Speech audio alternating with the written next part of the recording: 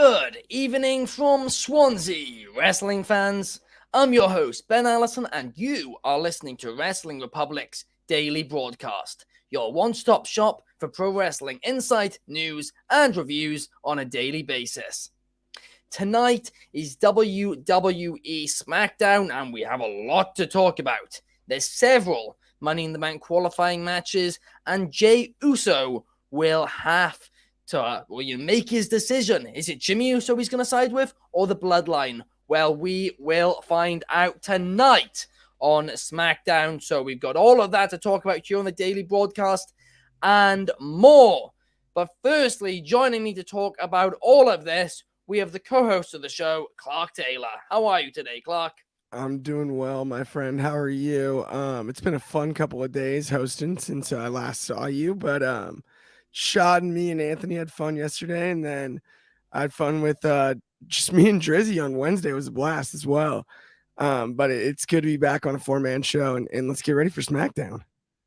Absolutely, because it is looking like a stacked show on SmackDown tonight. But also joining us is the head of reviewing, Coby Galenzoski. How are you today, Coby? Doing pretty good. I'm back. Took some time off because I gotta recover and still not completely over the sickness, but I'm here and ready. And of course, we have a lot to talk about surrounding SmackDown, including Money in the Bank qualifiers, Jey Uso's big decision, and then something else that obviously ticked off Ben before the show. I'll get into that in a second. Don't you worry, Coby. But also joining us to talk about all of this and more, we've got Shad. How are you today, Shad? I'm doing fantastic, man. Back second day in a row. Yesterday we talked AEW. Today we talking WWE SmackDown. Well, however Pat McAfee says it. But SmackDown. But I'm hyped to talk about it, so let's get started. So, okay, basically, let's get into this. For the show today, I had this whole monologue planned about how WWE need to rename the Women's Championships. We did a poll the other day on the Wrestling Republic Instagram, and 80% of our followers believe they should do so. So I had all of this planned, and then WWE just 20 minutes ago made this announcement that tonight on SmackDown, Asuka will be presented with a new Women's Championship. A WWE Women's Championship, to be exact. So I'm guessing what they're doing is a WWE Women's Championship on SmackDown, and then a WWE World Women's Championship over on Raw, similar to what they've done with the men's division. Now, when it comes to title design, we'll have to wait and see. I wouldn't particularly get our hopes up too much, because I do have a feeling it'll be the same as the Universal Undisputed Belt and the World Heavyweight Belt, but just with a white strap, which, to be brutally honest here, I don't really have much of a problem with, because I honestly did a little bit of a Photoshop, and I did that for an article the other day, and put the belts on white, and they do look really good on white. So I actually would not mind that too much at all. I personally don't mind women's and men's belts being, the same, which with slight differences. So I do not have a problem with that at all. But yeah, it basically is ruined my monologue for today. But the big news story is Asuka will be presented with a new championship tonight on SmackDown. Well, at least they've gotten rid of the SmackDown Women's Champion on Raw and the Raw Women's Championship on SmackDown. But it's really ruined my monologue for today.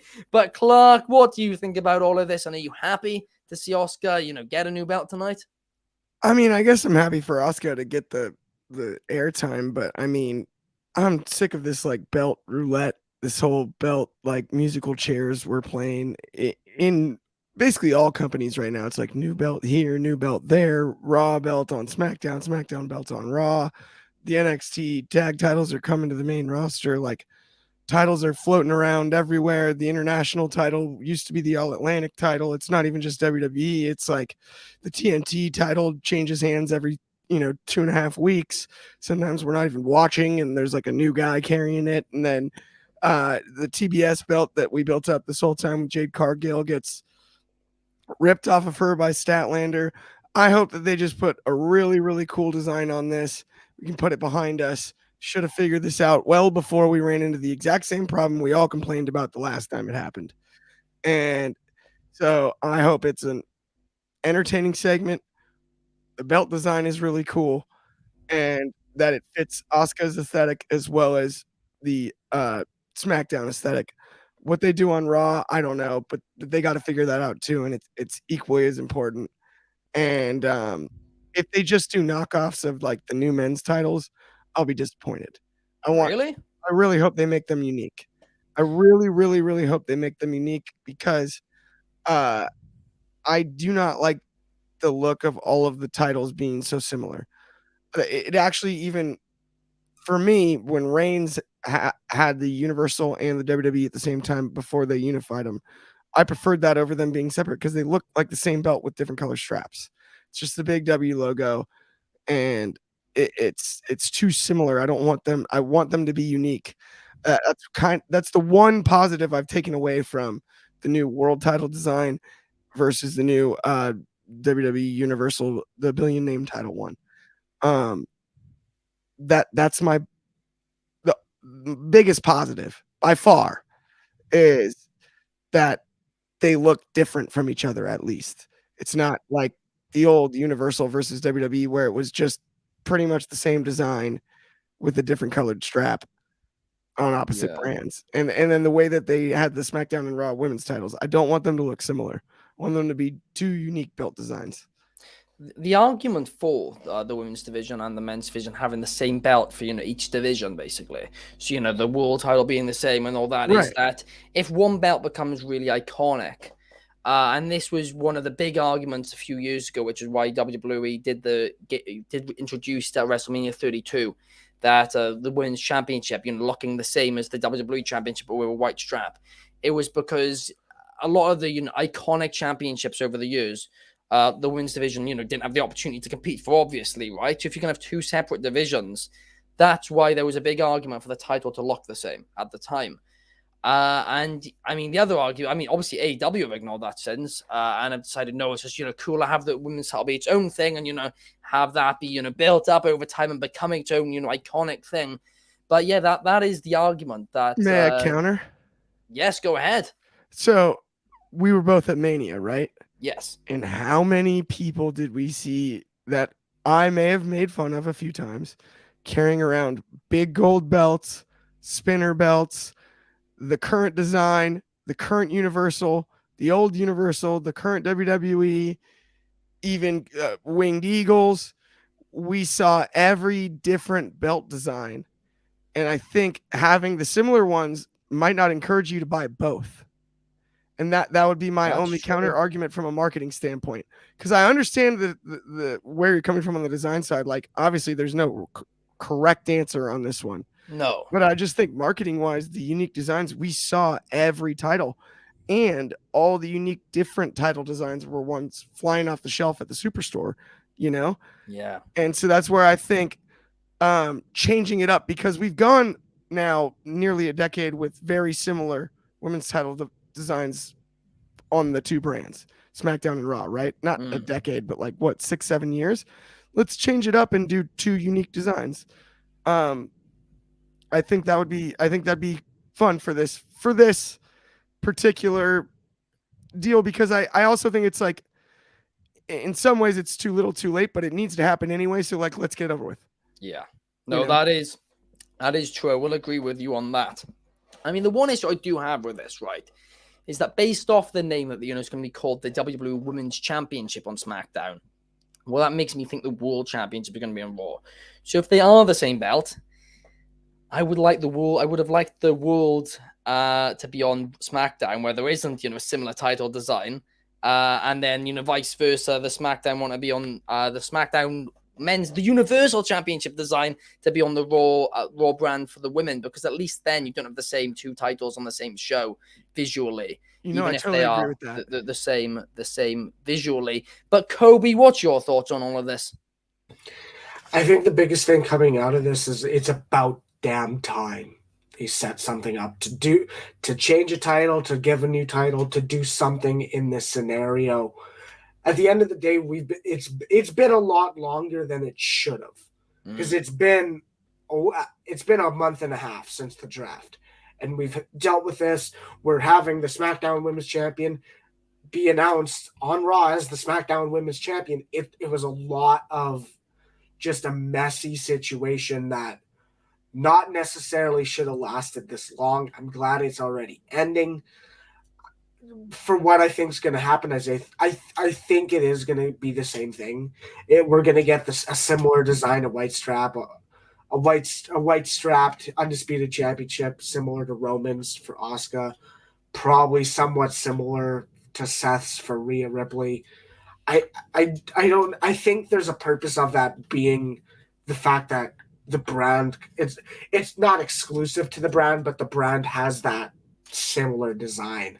I think that I don't want to say that organization, but that matchup makes sense.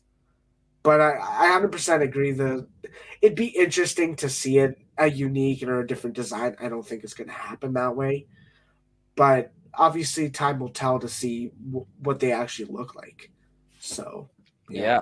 Well, we'll find out tonight on SmackDown. Well, at least the Oscars one. We'll probably have to wait to Monday for Rhea Ripley. In terms of all these new, title designs, I'm going to be honest, I don't have a problem with it because WWE don't do it regularly. So I don't overly have an issue with it as long as it's not a constant thing. Design them now and design them good now, and then that can do you 5 to 10 years. And I hope they're going to do the same for the tag championships too, and just put them as one belt. But anyway, let's now move on to the women's Money in the Bank qualifiers on SmackDown tonight, where in the first match, Bayley will be taking on Michin in a Money in the Bank qualifier. And I've been waiting for a Michin push for a while now. I've been watching Mia Yim for years, and she truly is great. Ever since she's returned, I've expected her to get a bit of a push, at least in the women's division, but she hasn't really. She's joined the OC, which really surprised me. But she's very underrated and has a lot of potential. And a win over Bayley would very simply be huge for her. However, Bayley does feel quite stagnant right now, and she does need some big win. And I think that big win would be Money in the Bank. Bayley winning Money in the Bank, that would certainly get some momentum back for her. Of course, the issue would be is that a heel cashing in on a heel on SmackDown, unless Asuka loses it before then. But even still, Bayley's having a long run with that women's briefcase. I personally love to see that.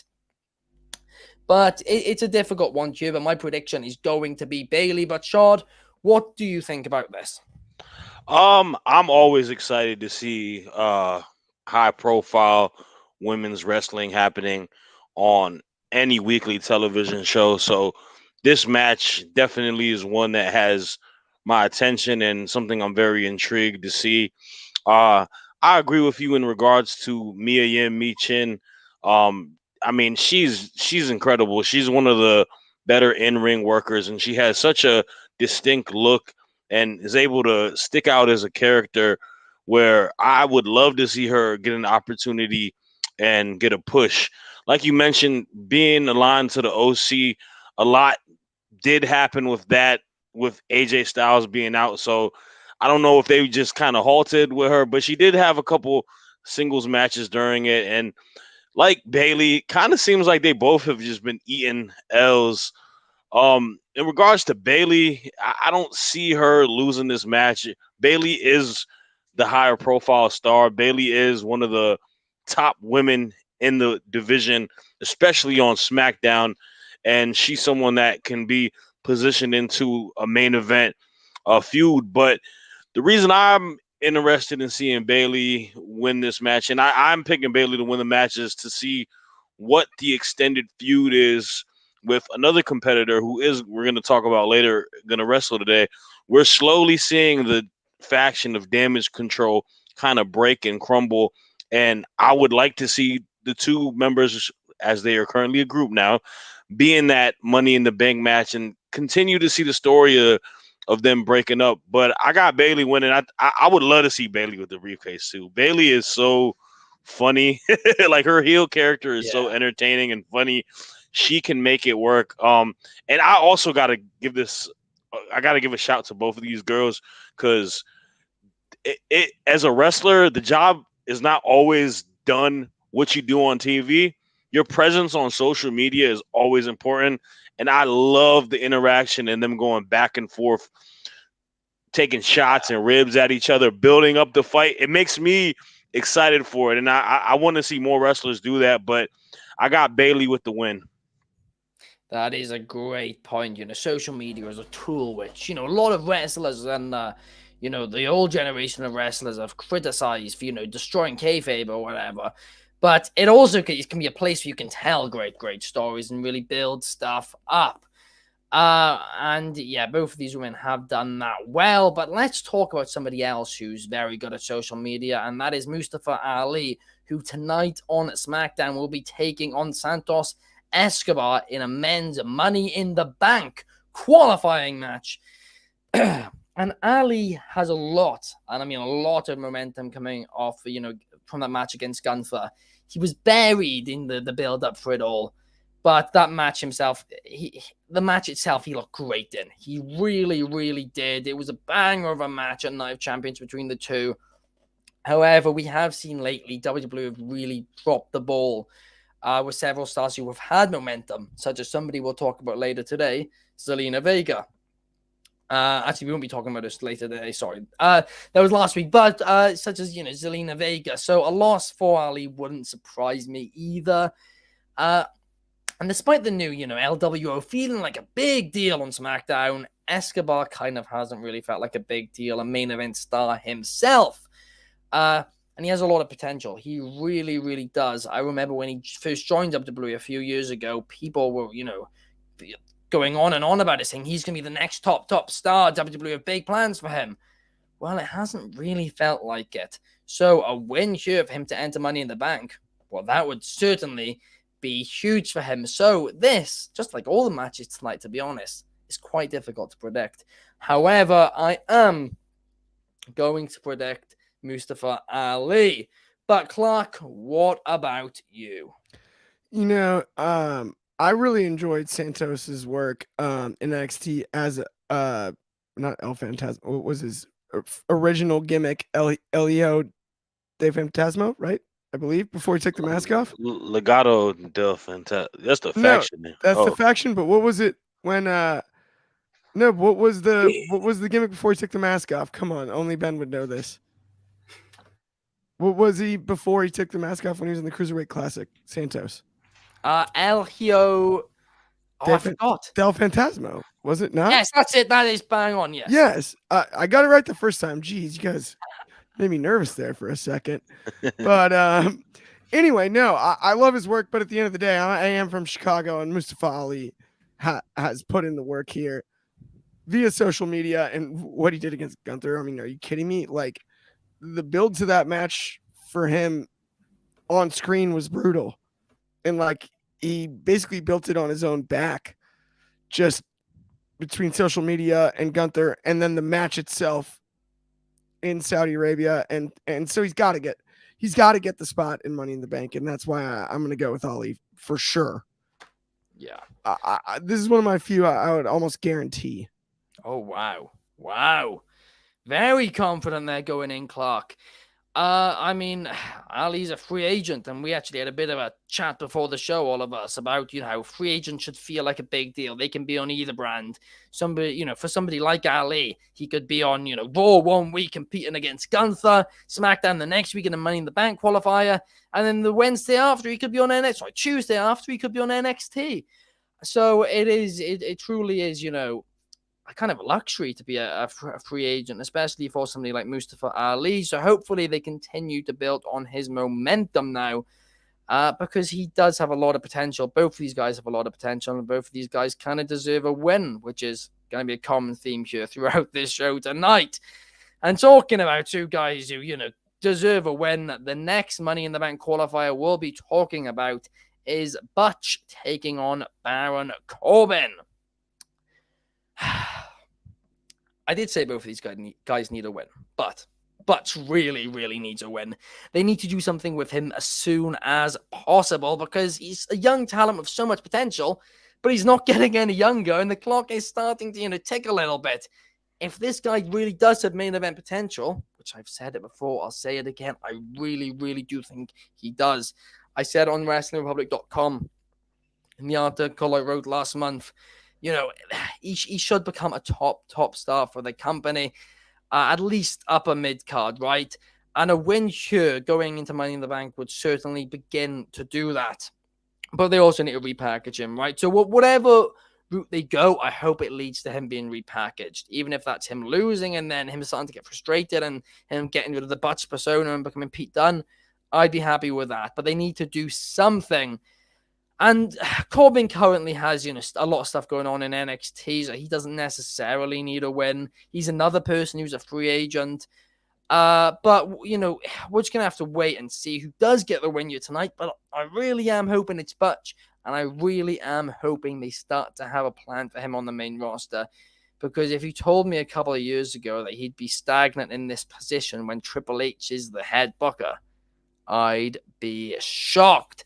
But Coby, give me your thoughts and your prediction for this bout. I think there's one kind of, I don't want to say tangent that we can talk about with this match, and that's what Cameron Grimes essentially has spoken to Adam Pearce about. Because the story is that Baron Corbin is a free agent, and he attacked Cameron Grimes on the last time they were in the same arena, and Grimes beat one of the one of the Hit Row guys, and then Corbin attacked him. The situation is Cameron Grimes has said the next time Baron Corbin is at SmackDown, he wants a piece of him. There's a lot of directions we got to think about this. We got to think about whether or not they stay true to that scenario of, does Cameron Grimes cost Corbin, or does Cameron Grimes even have an appearance in this match? The other thing to talk about is, of course, Butch right now is in a weird scenario where he isn't the top person of the Brawling Brutes, Sheamus is. They're leading up to Money in the Bank, where the kind of feud is Theory versus Theory and Pretty Deadly and the Brawling Brutes. But we've already seen Sheamus versus Theory. Is the Money in the Bank match going to be Butch versus Austin Theory, whether or not they actually continue to call him Butch? Like, they could just give him the name Pete Dunne in London when it's him versus Theory. I'd be fine with that. I don't know if you necessarily have to keep the original kind of story of, Sheamus and Ridge Holland call him Butch, so they call him Butch for that reason. And if he does split, he drops the name. That's the original reason I've seen it play out. I don't know if they continue to do that. But like you said, Baron Corbin's a free agent. He's in the top feud of NXT right now, essentially in a feud with Carmelo Hayes. A loss here doesn't look good. A loss here doesn't make sense for Baron Corbin when he's in a feud with the NXT champion. There's a lot, like you said, these two guys almost both need the victory. I don't want to say it that we need a non-decision in this match, because that's not going to happen. But there's a lot of avenues to think about, and that almost does make this match one of probably the more interesting qualifier of the night. Yeah. No, that is a great point. And you also pointed out, Coby, something which I didn't really think about. And of course, lots of Money in the Bank is in London, which is actually, it's pretty much convincing me now. I think Butch is going to win for that reason. I think he's going to be in the Money in the Bank match because he is going to be so over in London, because this is going to be a hardcore crowd, right? This isn't a stadium crowd in London. We're going to be getting, this is the O2 Arena. It's going to be, packed. It's sold out in minutes, right? This is, in fact, it's sold out so quickly that me and Chaos were really, really struggling to get tickets, and we were waiting there for ages. But I really, really do think now that Butch will win tonight and head into Money in the Bank. But I guess my question with that is, does that make the entire Brawling Brutes versus Pretty Deadly theory irrelevant? No, I think they're going to do. You've spent about 3 weeks building that match. Is Butch versus Theory not the move for Money in the Bank? It's not, because the biggest, apart from maybe Drew McIntyre, the biggest star in the UK is Sheamus. So he is 100% going to be on that card in a singles, well, at least in some fashion wrestling. So I think it's 100% going to be a rematch between him and Theory at Money in the Bank, because even though he's from Ireland, not the UK, he was, promoted here for, the last decade, basically, as like, it was always him and Paige doing the interviews when they were coming over. In recent years, you've had Finn Balor doing some, and then, of course, now Drew McIntyre too. But while Drew McIntyre was away, Sheamus was the guy. And even, to be honest, even during Drew McIntyre's first run, Sheamus was still more well-known than him. It was still usually Sheamus and then Paige as well, joining him then, doing the UK media stuff. So yeah, Sheamus is a big deal in the UK, which is why I do think they're going to do a rematch with him and Theory for the United States Championship. And yeah, I reckon Butch is going to be Money in the Bank, but we'll have to wait for tonight to find out.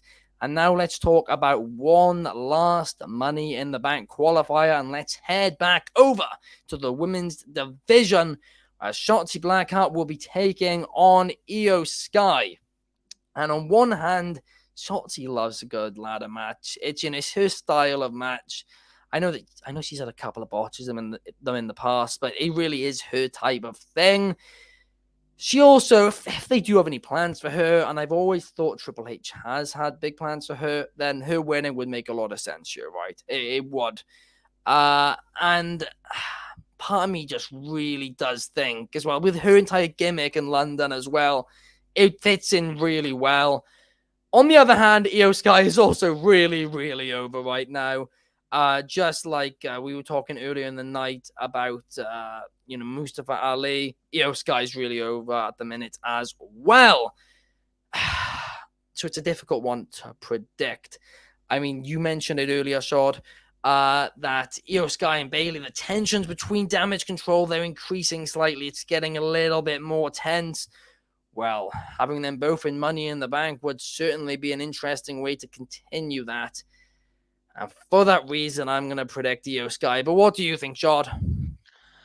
I am going to agree with you on that. I can't see Io Sky losing this match. Now, I think Shotzi is a person who's very fun in these type of matches, like you mentioned. Like she's had moments. She does a lot of high flying stuff, but I've also seen her, like you also mentioned, have moments on the main roster, big time stages and stuff like that, have botches and struggled in variations. And I haven't seen her built up to be a star for her to like have me even try to second guess that she may win this match. That's just no knock to her. I think she's a great wrestler and just a great character on the show, but it's Io's time, man. Like Io Sky is a bona fide superstar. She, in my opinion, is just one of the best wrestlers, women's wrestlers throughout every promotion. And she's been her for like a while. Like she was probably the best women's wrestler on the planet when she was going through that NXT title run. And seeing her on the main roster, I mean, I'm finally glad to see after that match she had with Bianca, where everybody is kind of realizing like, oh, she's a star, she's a superstar. So I got her winning in the Money in the Bank match for that reason, and also, of course, like I mentioned, we're slowly seeing the just group of Damage Control break off. Unfortunately, Dakota's out for an extended period, but now it's Io and Bayley. We've planted the seeds between them where Io is kind of just getting fed up with Bayley. So I think we're going to see it continue to happen. But in my opinion, I want to see Io win the Money in the Bank because I want that Io versus Asuka match at whatever. Like, give me that. Like, I need to see that feud happen. I want to see Io as a world champion. But that's me going a little ahead of myself. But I got Io winning tonight. I think we're gonna you get Bayley and Io in that Money in the Bank. You cooking with some fire right now, man. That's a lot of heavy hitters in that ladder match. Absolutely. And I've been watching Io since her days in Japan, and she's always just amazed me. And I really would like to see her with that Money in the Bank briefcase, and it would be a huge shock, but I would not complain about it for a single second. But now let's move on to the big talking point of SmackDown tonight, and that is Jey Uso will have to choose a side. Heyman said it this past week on Raw. Jey Uso needs to make, his side clear. Is he going to side with Roman Reigns and the Bloodline, or is he going to side with his brother, Jimmy Uso? Or, the Bloodline, of course, Solo Sikoa, his other brother, is in. So it's a really tough decision, obviously, for Jey, and who is he going to side with? Of course, he walked away with Jimmy last week on SmackDown, but you should what Roman said. Roman said, I know Jey, he'll get in line. So it's going to be a difficult one to predict, and it's going to be one in which, it's going to be a very interesting segment after last week. And they're also, on the WWE.com have confirmed this, the Usos are going to react to Solo Sikoa turning on Jimmy last week. Because, of course, at first, after Jimmy gave his speech, Solo sided with Jimmy, saying, "You're my brother." And then when Roman gave him the look, which is one of my favorite moments from SmackDown last week, that little look from Roman, Solo turned on Jimmy, and it was brutal. But the real question heading into SmackDown tonight is, which side will Jey pick? Clark, I'll head to you first. I'm so ready for this, and it's perfect. If I've got the book, if I'm calling the shots, this is real easy here. Jay's got to take Roman and the Bloodline side. And nobody's B word, Jimmy finally deserves his shot at Roman for the title. Just like Jay had his. And Jimmy had to run down during the I Quit match. That's when Jay turns. And decides. And that's the way we do this. It's right in front of us in the best way possible. And it will be such great storytelling if they do that. Do I think that's the route they'll go? I'm not sure. I'm fearful that we're looking at a title-less tag team match between the Usos, Roman, and Solo. And we've talked about Roman's part-time status and lack of work. It's even been discussed on screen by Triple H. I'm wondering if he's working around an injury. And that's why we're not talking about, but why we're not seeing logical singles title defenses. We saw him limping at, I believe it was Mania, and then Raw after Mania as well. Yeah. Both shows. And I'm wondering if Roman is working around a bad knee or an ankle. And that's just speculation. I'm not trying to, and he's such an athlete. Like, of course he could. But I'm wondering if that's why we keep getting kind of stuck in these tag team corners. I'm not saying that it's a for sure either way. I'm just nervous that that's what we're working towards here now. And I think that'd be a blip in comparison to the rest of the storytelling as far as the Bloodline story's been told. Yeah. No, you raise a really excellent point there, Clark. I mean, personally, I kind of am thinking that Money in the Bank, it is just going to be very simply Jimmy versus Roman Reigns. I think my bigger concern is if they're doing the Usos versus Reigns and Sikoa at at SummerSlam, because as you've mentioned so many times, it's Stadium SummerSlam. And also, it's just SummerSlam. Like, come on, you want your biggest championship in the company, whether you want to acknowledge it is or whatever. You've got to have that being defended at SummerSlam. It's just got to be the case. It really does annoy me, and I know a lot of people are saying it should happen at SummerSlam, it's a tag team match, or if he defends it at Money in the Bank and pay-per-view after, well, it doesn't matter. It kind of does matter, though, because it's not like he's competing for the tag titles. It's like you said, there's no title on the line. He is the biggest champion in the company. You've got to have him defending his belt in the company's second biggest show of the year. You've got to. It does frustrate me if that is the direction in which they are going. But what about you, Coby? What do you think? Who do you think Jay will side with tonight? And do you think a tag match at SummerSlam would be a bad idea? I think that's the thing is we kind of admitted there's two directions this can kind of go, and obviously we very much praise the entire Bloodline scenario and storyline as being that storyline that there's so many twists and turns that are so compelling, and it's such an interesting story to where we don't know where it's going, and I think I hope that's the case with this. But we can talk about the two obvious directions is I think they got to tell the story of, does Jey Uso fall in line quickly or does he fall in line later? There's two directions we can go. We can go with the Roman Sikoa versus Usos tag match at Money in the Bank, which necessarily, yes, it's not a title match, Roman title match, but it also kind of not hides, but it protects the fact that the Money in the Bank pay-per-view is almost built upon the Money in the Bank ladder matches, and that's what this year truly needs to do. We saw last year, we got the Liv Morgan moment, and then we got the flop of the Austin Theory briefcase. This year, and we can't stress this enough, the Money in the Bank has to be built up, and it has to get some protection, and the aura has to be restored with it. Yeah. And I like the fact that if it's a tag match, it doesn't fully take away the focus of it's the Money in the Bank pay-per-view where they're crowning the Money in the Bank holders. The other direction is, of course, Jimmy Uso versus Roman at Money in the Bank. Of course, Jey Uso finally cracks against Roman at that show, goes to SummerSlam, and then it's a tag match, or it's just Roman versus Jay.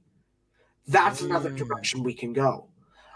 I 100% agree with the statement that, one, we either need a tag match sooner in terms of Money in the Bank or after SummerSlam. SummerSlam does, in fact, need that world title, which almost makes me believe the direction is Roman versus Jay for SummerSlam and Roman versus Jimmy, or just a tag match at Money in the Bank. I think a logical path, if I have the pen and paper writing down the storyline direction, I think you do go Roman versus Jimmy at Money in the Bank. Something happens to set up Roman Jay for SummerSlam, and then you can still do that tag match at the September pay-per-view, whatever the hell it is. That's the direction to me, because like we said, we don't want to put too high of a profile match to take away from the Money in the Bank, but we also can't put too less of a high profile match for SummerSlam. So there's a lot of things they got to work around, and I do believe they're going to make the right choice in this case. Yeah, but it is compelling storytelling. It's very compelling. Let's hope so, and I do believe that. At least I like to believe that they will make the right choice. Of course, the other issue, if they do the tag match at Money in the Bank, which usually, to be honest, in terms of a storyline perspective, I think they make perfect sense, right? The issue with it is he hasn't defended his title since Mania, so he'd be the first ever champion and not defend between Mania and SummerSlam, and people gave Brock, a lot of... they weren't very nice to Brock a couple of years ago for not defending it very much and saying, he should be stripped of the title. Well, Roman wouldn't have defended the title in over 4 months, which is just ludicrous if that does happen. But, Shad, what is your prediction for tonight? Who do you think Jay will side with? And it maybe it's just wishful thinking, but I would like to see Jay prolong the kind of going against Roman rather than him aligning with his brother. I would like for him to eventually align with Jimmy, but I kind of want to see a little swerve. I want to see him end up aligning with Roman in Solo, and what would happen is we would probably get Jimmy's moment at Money in the Bank in a one-on-one title match, and I want it to be very similar to like when Roman fought Jay at Hell in the Cell, where he's just absolutely murdering him. He's just beating him to like and it's storytelling in that sense. And then you have Jay, be like, "Hey man, calm down. Like he's still your bloodline. He's still your blood." And then Roman kind of shrugs him off, and then we have Jay hit him with a super kick or something like that, and then eventually fall in line with Jimmy. I kind of feel like that may happen. Or I can also see it being him aligning with his brother, them doing a tag match at Money in the Bank, and maybe having them win that match at Money in the Bank with Solo taking another pin, and then you slowly build Solo breaking off of Roman, because Roman's basically blaming him like, "Hey, I just took back-to-back losses because of you, because you took these pins and whatnot." I mean, I can see in that direction, but I'm going to go ahead and go with my gut, and I'm going to go with the first one. I don't think Jay is going to align with his twin, the guy who came out at the same time as him. And I think he's going to probably, try to align with Roman. And he may kind of do it he may do it like in a snake way, where he's waiting for the right time to turn on Roman, and whatnot. So, but I'm hoping that may be the case, because like you guys said, man, this guy's you got the new belt. The new belt needs Yeah. to be in a championship match. Like, you're not showing that new belt off unless you're defending it. It becomes tiresome in that sense. And I think don't get it wrong. I absolutely love everything about this storyline. Last week was chef's kiss, perfect. But I would like to see it become a situation where we get matches between Jimmy, Jay, whatever it may be, Solo eventually in that way. Yeah. Well, what were you going to say, Clark? Okay, no, I thought of a way that you could do this. So you have Jay side with Roman and Solo, and then you get the Jimmy match. But if you remember from that Hell in a Cell I Quit match, it was actually when Jimmy in the knee brace was being choked unconscious that Jay finally quit. So what you have is Jimmy is cost beating Roman for the title by Solo turns on Jay. Jay never makes the decision. He's the right-hand man. Think about the way the gimmicks have been laid out. Jimmy's been nobody's B-word, and you have the right-hand man. So Jay stays loyal. And then Roman and Solo turn on Jay, and that's how Jimmy gets cost. And that's how you set up the tag match and make it emotional enough that it matters without the titles. I don't know if that's the worst idea swerve-wise, because it's something we wouldn't see coming, and it fits the narrative from start to finish. Yeah, no, I mean, that is something which I didn't think about, and would be certainly, cool to have, distract Jay by having, distract Jimmy by having Jay kicked out by Solo, costing him the match. That is not something I'd think of. I mean, the thing about that is then you've got to, take the time to rebuild the connection between Jimmy and Jay, because surely they'd, right, similar to Kevin and Sammy, have fallen out because of it. And because of the amount of weeks between Money in the Bank and SummerSlam, I'm not sure if they could do it, especially now as they're only on one brand. Although I do still love the idea. I mean, maybe you quite simply do the exact same booking as you said there, but do Jay versus Roman at SummerSlam following on from that, and then take that time to build to the next pay-per-view after that to really have Jay and Jimmy get on the same page again, and then do that tag match. In which case, I think that would be very, very, very strong booking. But that basically brings us to the end of the show today, guys. Thank you so much for watching. If you're over on YouTube, please leave a like and subscribe. And if you're on Spotify, a 5-star and follow would be very much appreciated. We will be back here tomorrow an hour earlier, 7 p.m. UK time. And that is 3 p.m. Eastern and 12 p.m. Wait, is that correct? That's wrong. No, 2 p.m. Eastern, 11 a.m. Pacific. And that is very simply because we do not want to clash with that Champions League final tomorrow night. But thank you guys for watching. We will see you tomorrow. Enjoy your day.